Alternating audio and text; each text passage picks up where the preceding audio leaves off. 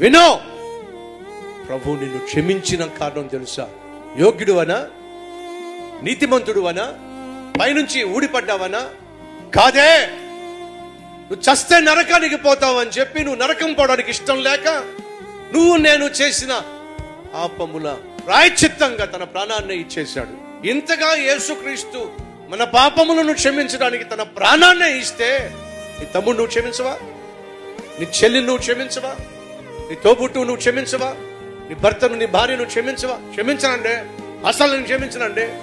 ఏమనుకుంటున్నాడు వాడు? మరి పిచ్చోడా, వాడికంటే నువ్వు పరమ పాపిష్టుడివి. తెలుసుకుంటే మంచిది. దానికంటే నువ్వు పరమ పాపిష్టిదానివి. ఎవడైనా ఒక తప్పు చేస్తే క్షమించలేకపోవడం అనేది గర్వం. ఎడల అపరాధములు చేసిన వారిని మీరు క్షమించిన ప్రకారమే మీ అపరాధములు దేవుడు క్షమిస్తాడు. వినో, క్షమించుడి, అప్పుడు మీరు క్షమించబడుదురు.